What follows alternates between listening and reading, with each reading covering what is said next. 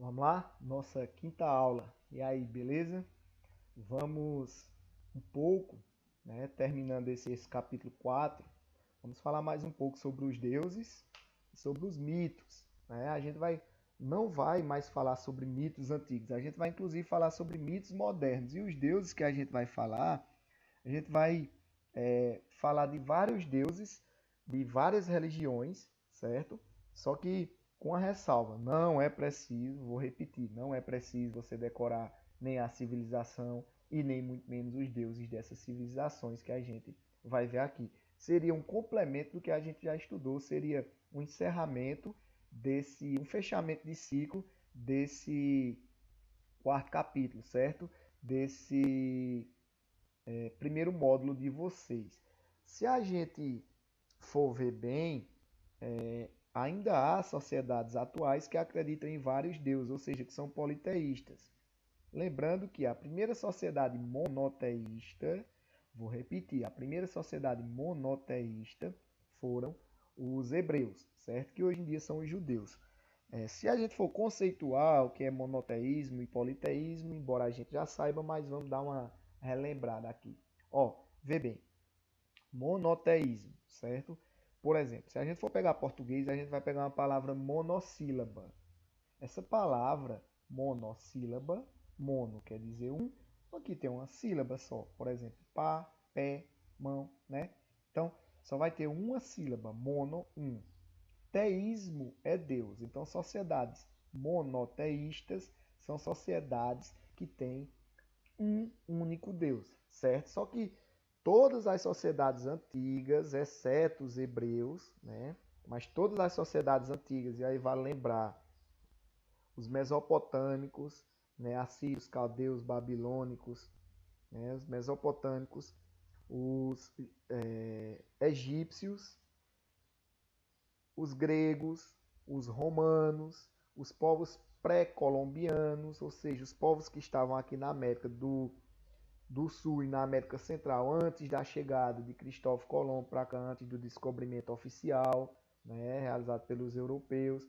Quais são esses povos pré-colombianos? Aí são vários e a gente vai estudar ano que vem os três principais, que seriam os maias, os incas e os astecas. Então esses povos também eram politeístas.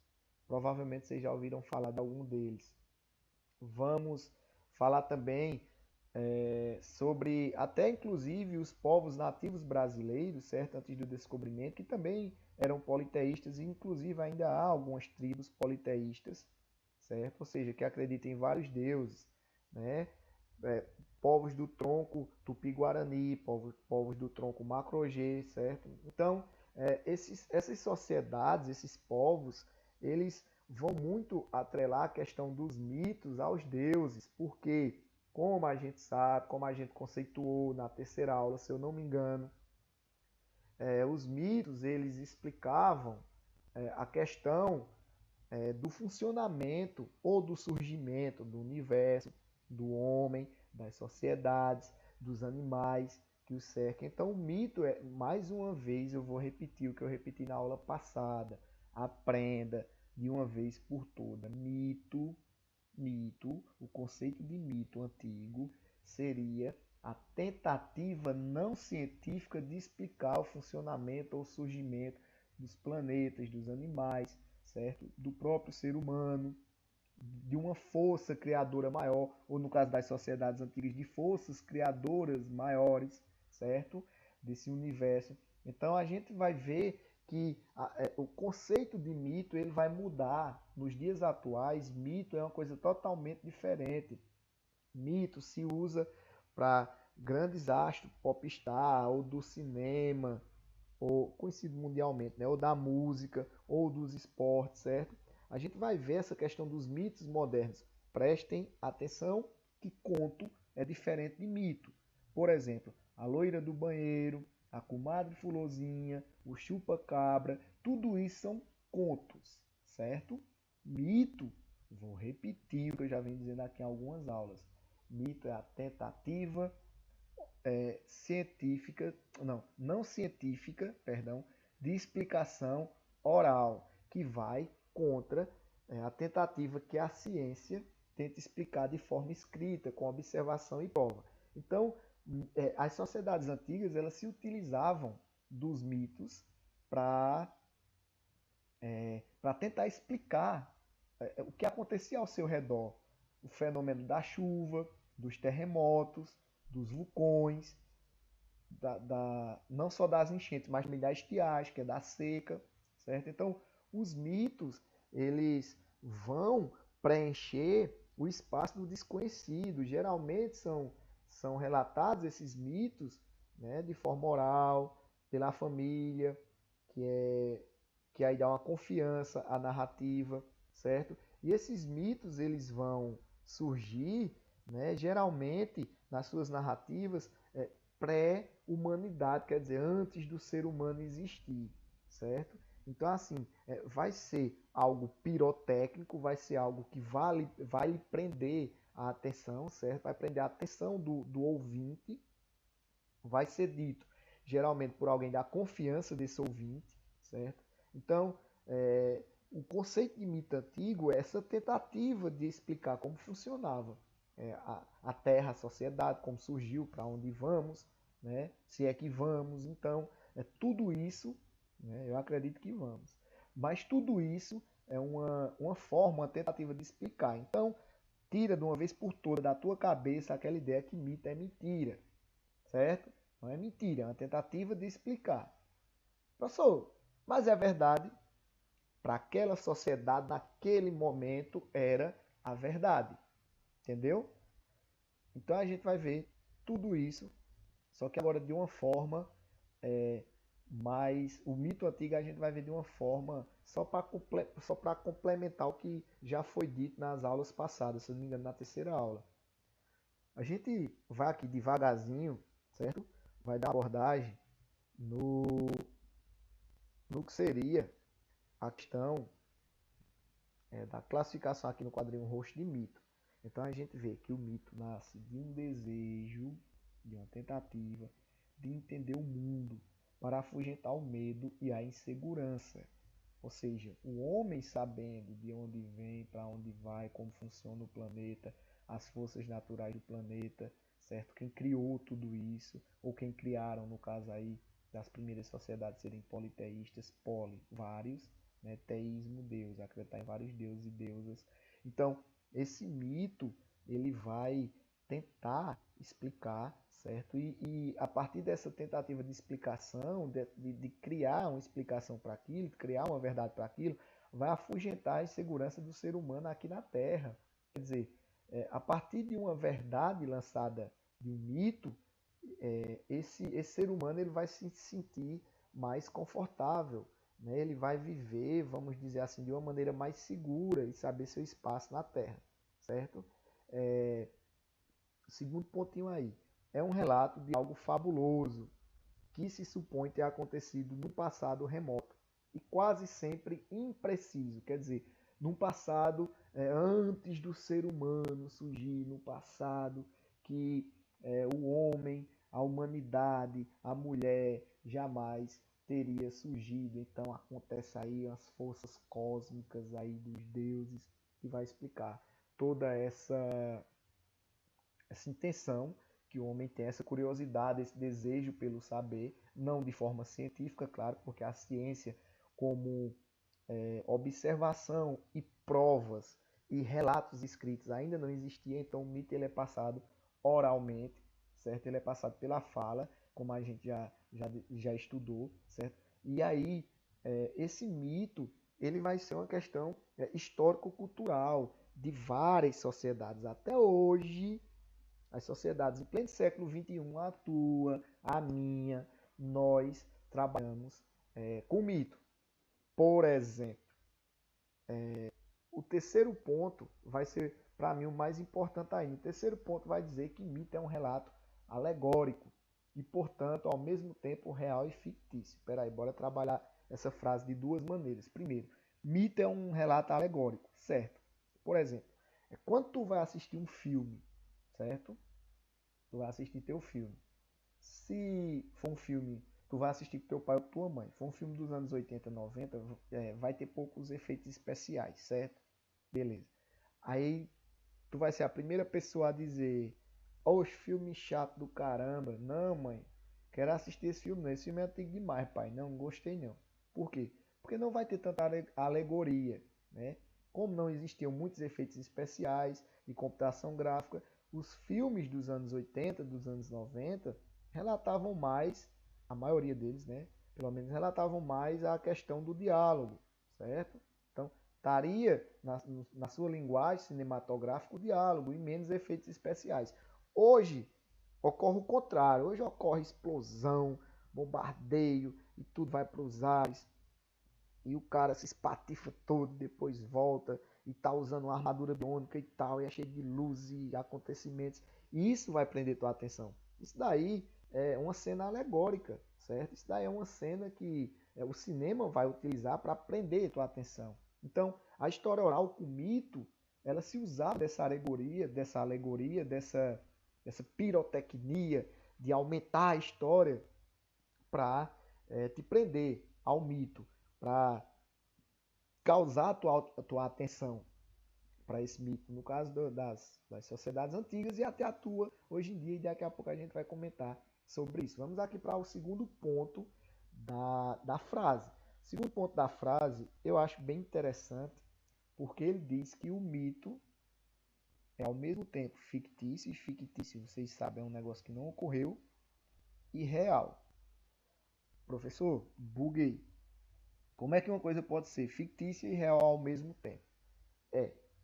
A respeito do mito, sim, é real e fictício.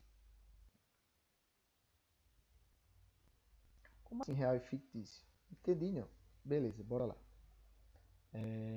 Fictício a partir do momento que não é comprovado cientificamente.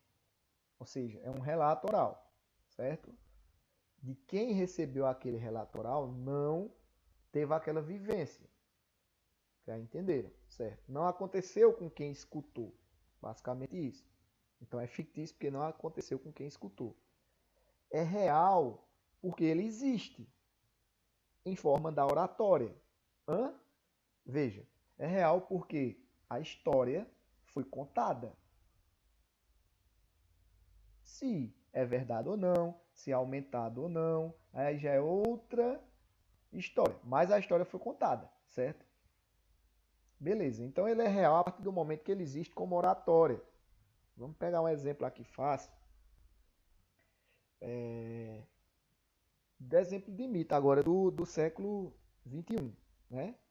Mito, agora, de agora, de agora, de agora. Que alguns de vocês acreditam. Beleza, vamos falar aí do mito da comadre Fulozinha. Eu, particularmente, eu vou repetir, eu, particularmente, não acredito, certo? Se você acredita, eu não sou ninguém para estar lhe julgando. A gente só está fazendo uma análise aqui, certo? Eu, particularmente, não acredito no mito da comadre Fulozinha. Então, se é passado de forma oral e não tem comprovação científica, eu não acredito. Se foi minha mãe que falou, meu pai, meu irmão, meu avô, um tio, uma tia que eu gosto e confie, mesmo assim eu não acredito. Então, para mim, isso daí é uma história fictícia, certo? Mas, ao mesmo tempo, é uma tentativa não científica de comprovar porque o cabelo, a crina, né, do cavalo, os cabelos do cavalo, ficam trançados. Até vocês entenderam, né? É fictício porque não tem comprovação científica de observação e escrita científica, e principalmente baseado em relatos de outras observações científicas. Ponto. Então ele é fictício, certo? Mas ele é real. Eu não posso dizer que a história da comadre Fulozinha não existe. Eu posso até não acreditar na comadre Fulozinha, mas que a história da comadre Fulozinha existe é inegável. Eu posso não acreditar no chupa-cabras. Chupa-cabra é um conto do meu tempo, viu? Não sei nem se vocês conhecem. Mas é inegável que a história do chupa-cabra exista. Eu posso não acreditar no lobisomem, mas é inegável que a história do lobisomem existe. E aí é aplicado para todos os mitos e contos. Saci Pererê, mula sem cabeça, curupira, sereia, certo? Loira do banheiro. todos esses contos ou mitos, certo? Para mim, são fictícios. Papai Noel, Coelho da Páscoa, cegonha. Cegonha até existe como animal, mas a função dela é trazer o bebê, né? Então, todos esses mitos ou contos, para mim, são fictícios. Fada do Dente, etc. Só que eu não posso negar que eles são reais a partir da narrativa, a partir da oralidade que ele foi contado, a partir da história existente. Eu acredito que é fictício porque não tem comprovação científica, mas eu não posso dizer que é mentira, que não existe essas histórias. Eu posso dizer que não existe a história do Papai Noel? Não, eu não posso dizer. Eu posso dizer que não exista a história da mula sem cabeça, da loira do banheiro, do curupira, do saci pererê, da sereia, do unicórnio? Não. Eu até posso dizer que não acredito que existam unicórnios ou dragões, por exemplo. Mas eu não posso negar que existem histórias de unicórnio e dragões, certo? Isso daí é a realidade do mito. O mito existe quando narrativa, quando contado. Quando a história é contada, ele é real. Agora, quando não se é comprovado, ele se torna fictício. Então, seria essa contradição que a gente trabalhando essa frase, a gente vai ver que não fica tão difícil aceitar a ideia de que mito é um fenômeno científico e real ao mesmo tempo. Fictício quer dizer irreal ao mesmo tempo. Fictício porque não tem como provar o lado científico dele, mas ele é real porque tem sim como provar e relatar a sua oralidade ao longo dos anos e das sociedades, certo? Então, a gente vê que nós também compactuamos e acreditamos em alguns mitos, certo? Em pleno século XXI. Então, é um erro você pensar que mito só está lá na Grécia Antiga. Você acredita em alguns mitos, certo? Eu acredito em alguns mitos, beleza? Então, a gente vai conceituar aqui no primeiro, na primeira imagem aí, no primeiro slide, essa questão do mito ser fictício e real, ao mesmo tempo real porque ele existe em forma de narrativa, não tem como ser comprovado. E vai ver também que o mito ele se utiliza de simbologias, ou seja, de enfeites, de alegorias, para que ele se torne atrativo. Então, mito são narrativas utilizadas pelos povos antigos e também pelos povos atuais, viu? Para explicar fatos da realidade e fenômenos da natureza, as origens do mundo e do homem, que não eram compreendidos por eles. Os mitos se utilizam de muita simbologia, personagens sobrenaturais, deuses e heróis. A gente vai ver hoje que existe o conceito de mito, tá um pouco mudado, mas ainda existe essa questão do herói, do salvador da Copa do Mundo, do fenômeno. O cara era um mito jogando futebol, o cara era um mito quando pegava o microfone e cantava, quando pegava o instrumento e tocava. O cara era um mito no cinema e tal. Então, a gente vai ver, trabalhar todo esse conceito atual do que seria o mito. Né? Que aí já não pega mais aquele conceito de narrativa, e sim de ação de um personagem, de ação de um herói, de ação de alguém que é até sobre-humano, sobrenatural, que consegue fazer feitos melhores do que 99% da população, certo? Passar aqui o slide. Bom, não se preocupa, prestar atenção. Tem calma, respira. Não se preocupe e prestar atenção no que eu vou falar. Você não vai... Entendeu essa parte? Você não vai. Entendeu essa parte, né? Aí, pronto. Pela terceira vez. Você não vai decorar nem as sociedades, nem os deuses e deusas. Entendeu? Pronto. Tá parecendo um robô, né? Mas eu vou te explicar. Ó, você não precisa, não deve, não faça uso do seu cérebro para decorar os deuses dessas sociedades que a gente vai ver agora, certo? Professor, e as deusas? Também não. Decora nada. Só vai entender. Eu fiz aqui uma pesquisa das principais sociedades e dos principais deuses, certo? Eu trabalho há 10 anos com isso, com história antiga. E eu não tenho decorado um terço dos deuses que eu vou te apresentar, certo? Então, assim, relaxa, não cai em prova, certo? Não é obrigado. Inclusive, eu vou até te dar um conselho: não decora, porque aí vai bugar a tua cabecinha e tu precisa do teu cérebro para armazenar outras informações, certo? Informações importantes. Essas são sociedades antigas que a gente deve entender como elas tratavam a explicação do mundo, dos fenômenos naturais, certo? E do que acontecia com o ser humano. E essas sociedades, elas não não existem, muitas delas não existem mais, apesar de hoje ainda ter sociedades politeístas, mas não decora não, velho. Até porque essas imagens que estão aí são meramente ilustrativas, parece super-herói da Marvel e da DC, certo? Então essas sociedades antigas não pensavam nem os deuses como eles estão retratados. Você entendeu isso? Não decora nem as sociedades antigas e nem o nome dos deuses, nem para que eles serviam, certo? Beleza, deu para entender, né? Pronto.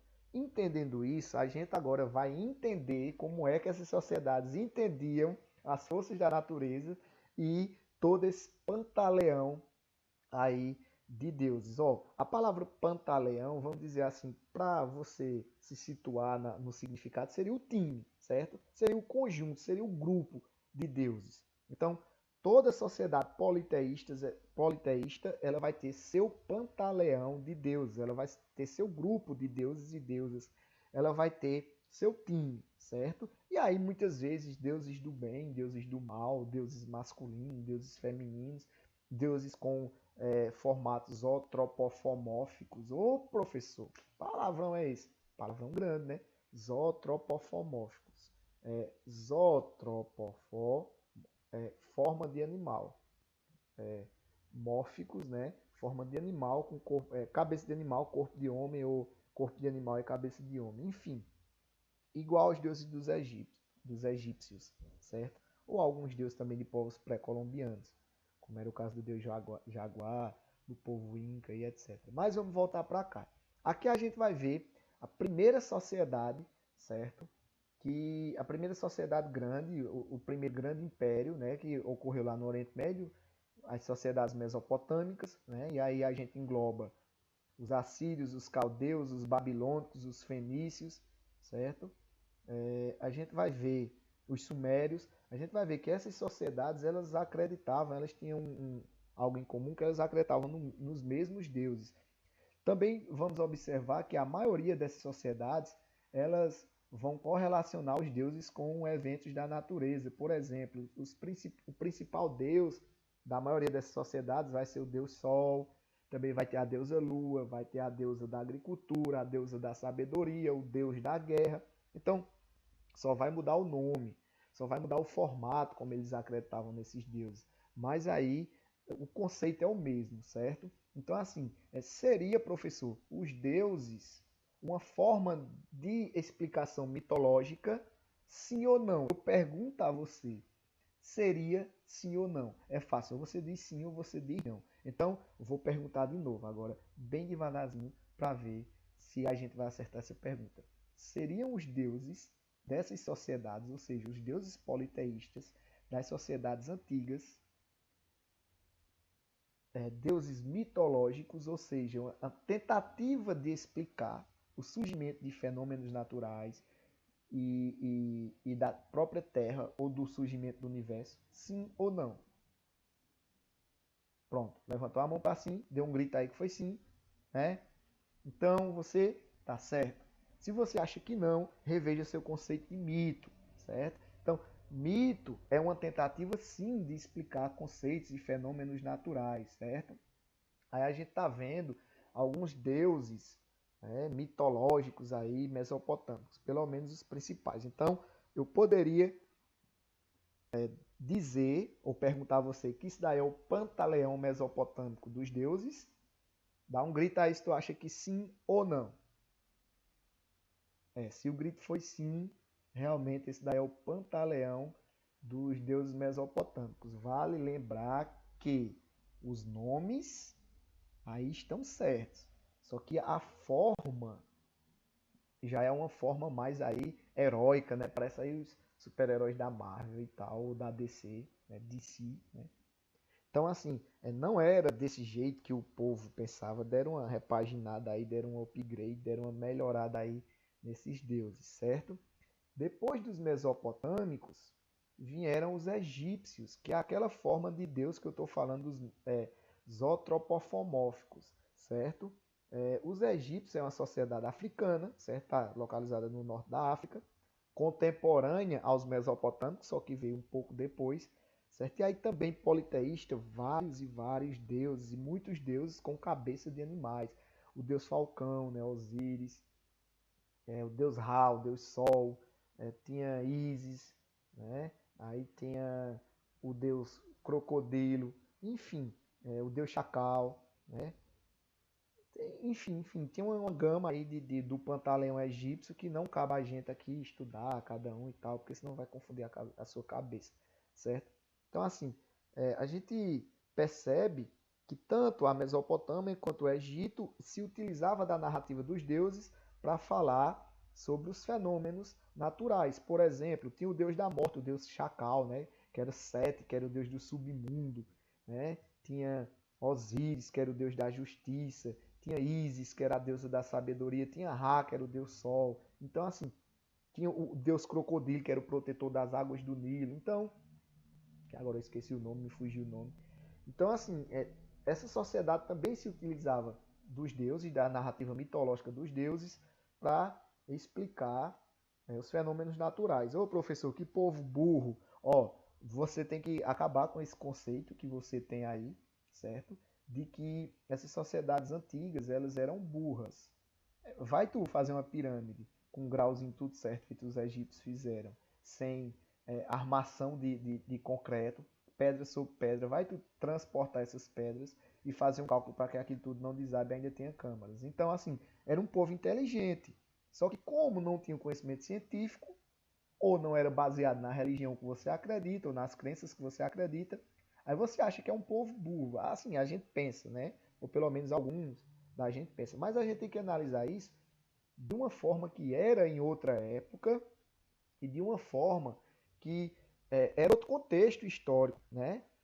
Por exemplo, não existia aí a religião, a primeira monoteísta, os hebraicos, né? Não existiam os hebreus aí, que eram os judeus. Então não existia o judaísmo, não existia o cristianismo, não existia o islamismo, certo? Então todas essas três religiões, elas são monoteístas. E quem é dessas três religiões fica um pouco difícil entender as religiões politeístas, né? Mas assim, na época era muito comum, né, acreditar que seriam vários deuses que teriam criado o universo. Até porque nessa época é muito comum também acreditar que foi só um deus, foi uma força suprema única. Imagina você encontrando com um egípcio de 10 mil anos atrás, a conversa que vocês teriam sobre a criação do universo. Tu ia dizer se tu acredita em Deus, se você é teísta, né, uma pessoa que acredita em Deus, independente da tua religião, tu ia dizer que foi um Deus supremo, uma força única, onipotente, onisciente, certo? Que criou o universo e tudo que habita nele, inclusive a terra, os animais, a água, o ser humano, os vegetais e tal. Já o egípcio ia dizer que tu era um doido, que tu estava errado, que tu era burro, porque não se atribui toda essa criação a uma única divindade. Então, era um time que se reunia ali, cada um comandava um pedaço do universo, entendeu? Então, assim, a gente não pode julgar essas sociedades, porque eles pensavam dessa maneira naquele tempo, certo? A gente não pode julgar nenhuma sociedade pensando nos tempos atuais, certo? A questão de crença aqui nessa aula não cabe analisar, certo? A questão de religião aqui, até porque religião basta acreditar, certo? E aqui a gente está fazendo um apanhado histórico, um estudo histórico de como as sociedades se utilizaram dos deuses, certo? Ao longo da história para divulgar mitos, né? Que são tentativas de explicação de como o planeta se desenvolveu ou surgiu e o ser humano também, né? Então, depois dos deuses egípcios vem a sociedade grega, né? E aí já são deuses mais próximos, né, da gente. Vocês já ouviram falar em Zeus, o deus dos deuses, né? Em Atena, a deusa da justiça, em Ares, o deus da guerra. Não, olha, prestar atenção os meninos aí que gostam de videogame e as meninas também. O deus da guerra não é Kratos não, viu? Aquele dali é um personagem que criaram no jogo e tal. O deus da guerra mitológico grego é Ares, certo? Beleza? Então assim, Hades, o deus do submundo, tinha todos esses deuses. Poseidon, o deus das águas, certo? Então, os gregos também, eles a princípio se utilizaram da narrativa dos deuses, da narrativa politeísta religiosa, certo? Para explicar os fenômenos e os sentimentos humanos. Por exemplo, se ia para uma guerra, então orava para Ares proteger, trazer aquela vitória, certo? Então, se você era do teatro, você orava para Dionísio, para que o espetáculo corresse tudo bem. Se você era da colheita, se era agricultor, agricultora, você orava para Deméter e por aí vai, entendeu? Então assim, essa narrativa mitológica, ela vai passar por todas essas sociedades antigas, não é nada combinado, certo? É uma coincidência que essas sociedades se utilizavam do politeísmo para difundir os mitos, certo? E vou dizer mais uma vez, as tentativas de explicação do surgimento da Terra e do homem. E aí vem o Império Romano, os deuses romanos. Né? Depois do Império Grego vem o Império Romano. Esse Império Romano, os deuses são os mesmos deuses gregos. O que vai mudar? Vai mudar o nome deles, a nomenclatura. Por quê? Porque os romanos eles falavam latim. Os gregos eles falavam grego. Então, dependendo da diferença da língua, certo? Aí se ia ter o nome do Deus diferente, mas era basicamente a mesma coisa. Por exemplo, aqui no Brasil, a gente pode chamar Pedro, certo? A gente chama Pedro. Portugal se chama Pedro, porque falamos língua portuguesa. Se você for lá para Cabo Verde, lá na África, como lá fala português também, é Pedro. Agora, se você for lá na Europa e for na Itália, o nome Pedro não vai ser mais Pedro, vai ser Pietro, certo? Pronto. Vamos pegar o nome José, português José, em inglês Joseph, né? Em italiano Giuseppe ou Giuseppe, né? Então assim, a gente percebe essa diferença, mas na pronúncia, né? Mas o significado é o mesmo. Então os deuses romanos eles vão ser os mesmos deuses gregos, até porque a cultura romana, o Império Romano, ele absorve muito da cultura grega, certo? Por exemplo, o deus dos deuses, que lá em Roma era Zeus, ou que lá na Grécia era Zeus, perdão, em Roma vai ser Júpiter, certo? Poseidon, que era o deus das águas lá na Grécia, em Roma vai ser Netuno. E por aí vai, entendeu? Mesmo tipo de deus, as mesmas narrativas, inclusive o mesmo Pantaleão, mesmo número de deuses, né? 12 deuses, assim tinha na Grécia, também vai ter em Roma. Então, só muda aí a nomenclatura, só muda o nome. Vamos ver que sociedades atuais também têm ainda o politeísmo, né? Por exemplo, a sociedade hindu, né? Se você pegar o hindu mais radical, o hindu mais original, você aí vai ter simplesmente 2.000 deuses, né? No Pantaleão hindu. Você vai ter 2.000 deuses, certo? Só que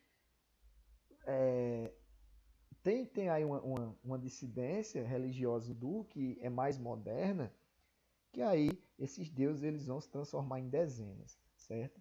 E aí vai ter esses vários deuses, né? O deus dos deuses, que é o deus Brahma. Inclusive eles acreditam que as castas, as sociedades, elas elas são formadas através do corpo do deus Brahma, por exemplo. A elite seria vindo da cabeça, né? Os soldados seriam vindo do tórax, né? E aí a nobreza seria, vamos dizer assim, os braços fortes que ajudariam a cabeça a pensar, né? E aí teria a classe dos camponeses, que seria, vamos dizer assim, a canela, teria os religiosos que estariam no centro, né? Os líderes religiosos, e teria a classe mais baixa, que seria os, os pés, certo?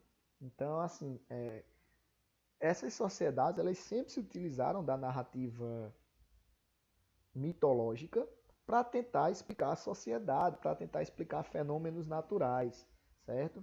Então, assim, desde as sociedades orientais, das sociedades ocidentais, todas essas, elas se utilizaram dessa narrativa para explicar os fenômenos não só naturais, como também sociais. A gente vê a própria divisão aí de castas, né, de classes sociais na Índia, certo? Vamos ainda estar trabalhando aqui um pouco de deuses orientais. E a gente vai ver que no Japão, esses deuses, eles também, claro que o japonês antigo, a religião japonesa antiga, eles também vão ser politeístas, certo? Vai estar aí todo um pantaleão de deuses. E no Japão, esses deuses, eles têm uma característica basicamente comum todos. Todos são guerreiros, certo? Então, assim, os deuses da religião japonesa antiga, eles não são bonzinhos, não. Eles botam pra torar mesmo. Eles quebram tudo. Então, resumindo a história, eles são deuses vingativos, né? Que é um sentimento humano, é um sentimento de vingança. Né, que a gente é até um pouco difícil nós entendermos essas personalidades dos deuses japoneses, porque nós acreditamos em um Deus que ele é misericordioso, ele é justo, porém ele perdoa, ele é misericordioso. No Japão não. Na religião japonesa antiga, na religião politeísta japonesa antiga, eles acreditam que os deuses, eles sim, eles podem punir, né? E punir rigorosamente, né? Nós aqui acreditamos que o Deus, ele é tão justo que ele não pune, ele apenas dá o julgamento justo e a gente vai pagar pelo que nós fizemos. Nos deuses japoneses, você poderia nem ter feito uma coisa errada, mas era da vontade dele que você é, perdesse a vida ou passasse a eternidade aí no vale profundo do submundo, então ele lhe lançaria sem o menor remorso, certo? Eram deuses vingativos. Então, a gente vê que não só o Ocidente, como o Oriente também faz prática dessa questão do politeísmo para justificar mitologicamente a questão da explicação do universo, do surgimento das forças da natureza e inclusive da própria sociedade, certo? Aqui a gente vai ver os deuses pré-colombianos e vamos ver as três principais sociedades pré-colombianas. Mais uma vez, eu reitero e digo a vocês, ó, os deuses, os nomes são os mesmos que estavam na religião antiga, porém, não estão representados de maneira adequada. Vamos assim dizer que eu coloquei alguns slides aqui para vocês, algumas imagens, que esses deuses eles têm um quê de herói em quadrinhos, certo? De HQ. Então, eles têm aí uma característica desses heróis em quadrinhos, certo? É para modernizar mais, para não ficar tão chato nossa absorção, para eu trazer o universo também dos quadrinhos para o conhecimento da gente, né? Porque é tão bom aprender de forma lúdica, né? De forma leve, né? A aula fica tão mais interessante. Então, parece aí um super-herói da Marvel, parece um super-herói da DC, mas não é. Por exemplo, o deus aqui, o Kishai, né? Esse de branco aqui, ele, na mitologia inca, ele é o corpo de homem, né, com a cabeça de uma lhama, que é um animal muito utilizado lá para... A gente vai vendo que vem para locomoção, para lã, para leite, enfim. esse Deus, por ter cabeça de lhama, só que aí ele tá bem parrudão, bem fortão, né? Então, não era assim que eles desenhavam, né? Isso daqui, claro, é uma ilustração moderna. Por exemplo, o... Eita, cadê? Deixa eu pegar aqui. O deus Inti seria o deus Sol. Então aqui está retratado o Sol, uma cabeça. O deus Viracocha, ele seria o deus dos deuses. Então aqui o cocado é maior, né? E por aí vai. Eu queria que vocês colocassem na cabeça que não, não foram uma ou no máximo duas sociedades que se utilizaram dos deuses ou da narrativa politeísta para justificar os fenômenos da natureza sociais. Foram vários deuses, várias sociedades de vários continentes, né? E aí não é para decorar nenhum desses deuses, claro, é só para você entender. E a gente vai passando e explicando como essas sociedades se apropriavam dessa narrativa, certo? Aqui são os deuses astecas, beleza? A gente vai ver também que tem alguns deuses zootropomórficos, né? Com cara de macaco, deus chacal. Aí, que por exemplo, tem o deus da morte, né? Michatleum, que é esse daqui, que aí é um deus que tá com a coruja, que é um bicho noturno, é um deus esqueleto, né? E assim, cada sociedade vai representar suas divindades. Isso daí vocês já entenderam, né? Depois dos deuses incas e astecas, teremos os maias, que aí fecha o ciclo da trilogia das sociedades pré-colombianas, certo? Então, os deuses maias também são deuses aí é, guerreiros, né? Era uma sociedade guerreira. Enfim, também tem o deus da morte, certo? Só que claro, com outro nome. Né? Também tem deus em forma de animais. E por aí vai, né? Vamos aqui os deuses brasileiros. Por que eu coloquei entre as? Porque na sociedade brasileira não cultua deuses, certo? Não é uma sociedade politeísta. No geral, mas a indígena sim, está localizada no Brasil, né? E sabemos hoje que a sociedade indígena é a minoria no nosso país. Então, aí vai ter o deus Tupã, né, que é o deus dos deuses, que é o deus criador. Vai ter a deusa Jaci, vai ser a esposa de Tupã. E por aí vai. Deusa da caça, o deus Guaraci, o protetor das matas. Também tivemos uma sociedade politeísta, também tivemos sociedades em que mitologicamente tentavam explicar, né, de forma oral, claro, o surgimento do universo, o caminho da humanidade, das forças da natureza. E aí, quando a gente vai conceituar mitos modernos, né, heróis modernos, a gente pega aqui um universo que é um universo bem comum para a gente, né, o universo dos heróis, representados aí, inclusive na DC e na Marvel. Há quem prefira mais a DC, há quem prefira mais a Marvel, mas enfim, o contexto do significado é o mesmo, né? Super-heróis, semideuses com poderes, né?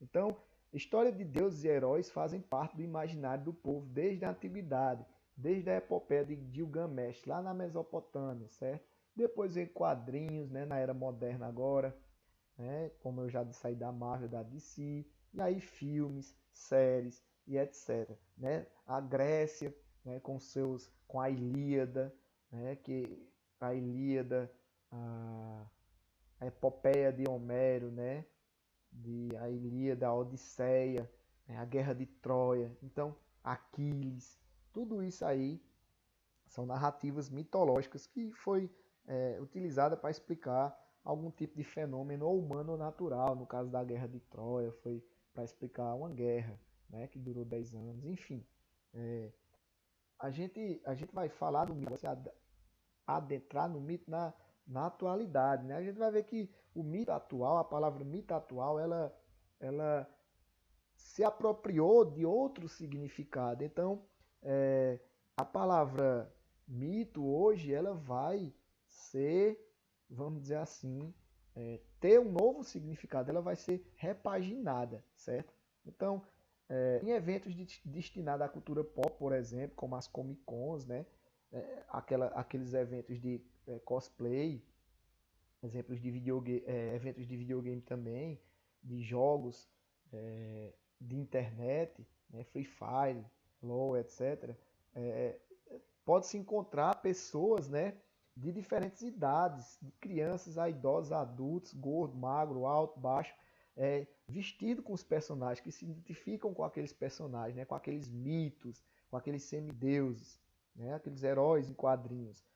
A admiração por esse personagem é tão significativa que esses sujeitos se caracterizam a fim de vivenciar seu imaginário, as aventuras de seus heróis. Inclusive tem disputas de quem faz o melhor cosplay, de quem se vestiu melhor, de quem fez a melhor fantasia, de quem atuou melhor, como faz os trejeitos do personagem, né? Então, tudo isso é uma nova forma de se trabalhar o mito, né? Com essas histórias de heróis, né? Principalmente da Marvel e a DC, que são empresas norte-americanas que fizeram esses heróis e alguns desses heróis eles vão ter até um contexto histórico, né, sobre isso. Contexto social sempre tem, um contexto psicológico sempre tem, porque cada herói é de um jeito, né? A vida de um herói afetada de um jeito, que ele é daquele jeito por isso. Então, assim, tem toda uma análise psicológica, tem toda uma análise social e histórica também. Se a gente for pegar só um como exemplo aqui, a gente pode pegar vamos dizer assim, o exemplo número um de todos, certo? Que caiu inclusive até no Enem, no Exame Nacional do Ensino Médio. Uma questão do Enem sobre atualidades, caiu a questão do mito do Capitão América, certo? O surgimento do Capitão América. Então, aí temos o exemplar da primeira revista do Capitão América e o nome Capitão América. Então, o pessoal dos Estados Unidos diz que lá é a América, né? Eles pensam que lá é a América sozinho, mas a gente também é a América do Sul, mas é. Então o Capitão América, ele vai aqui na imagem da primeira capa dar um soco em quem? Um soco em Adolf Hitler, um soco no nazista, certo? Então estava se trabalhando aqui a Segunda Guerra Mundial. Então Hitler, ele vai estar na primeira capa do Capitão América, certo? Tipo os Estados Unidos destroçando a Alemanha, certo? Aí vocês vão ver quem foi Hitler lá no nono ano, certo? Ainda falta um pouquinho de chão para vocês verem quem foi Hitler. Hitler, acho que alguns já sabem, mas Hitler foi um dos piores caras do mundo que pisou aqui na Terra, certo? Só para resumir aí vocês. Então, seria o herói, seria explicando que de forma mitológica e não científica, claro, de que o povo americano tinha o poder de derrotar o nazismo alemão, né? Então aí é só um exemplo, temos vários exemplos, vários heróis de história em quadrinhos, que cada um vai ter sua história, claro que aqui não cabe a gente, porque senão a gente vai passar a semana todinha falando de 200 da Marvel e 190 da DC. Então, por exemplo, o Lanterna Verde tem sua história, né? Intergaláctico, Doutor Estranho, o Hulk, o Batman. Quer dizer, cada um tem uma análise psicológica, a Mulher Maravilha, né? Então, o Aquaman, Thor e tudo mais. Mas voltando para cá, é tão, como é que a gente pode dizer, é tão sério essa questão do universo, novas linguagens de quadrinho, de mitologia, né? Que caiu na prova do Exame Nacional do Ensino Médio. Então, assim, o mito hoje ele se repaginou, ele se ressignificou, certo? Não podemos dizer que vivemos sem mito se acreditamos na comadre Florzinha, se temos medo da loira do banheiro. Não podemos dizer que a gente vive sem acreditar em mitos se a gente tem um caderninho do unicórnio, certo? Ah, professor, mas eu não acredito não, eu acho fofinho, né? Mas você sabe que aquilo dali é uma invenção, né? Ou seja, não podemos dizer que a gente acredita em mito, a gente não acredita em mito se a gente espera o presente do Papai Noel, entendeu? Se a gente espera a cegonha chegar com o nosso irmãozinho, se a gente bota nosso dente que caiu, dente de leite lá no travesseiro esperando a fada do dente. Então, eu espero que eu não tenha estragado a vida de ninguém com esses comentários. Mas voltando para cá, o mito ele vai ter esse caráter, né, de explicar alguma coisa, alguma ação, ou social ou natural. ou histórica, certo?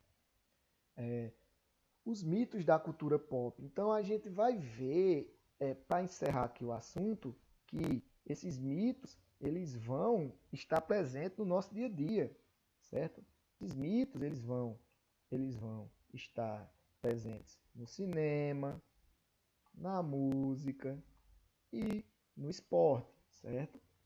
A gente costuma dizer que algo extraordinário hoje em dia, né, que se destaca, ou um cantor, ou um ator, uma atriz, um esportista, né, a gente costuma chamar de mito, né?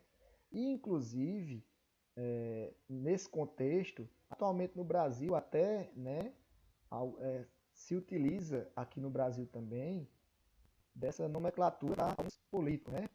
Então, assim, o significado de mito ele vai se ressignificando ao longo do tempo.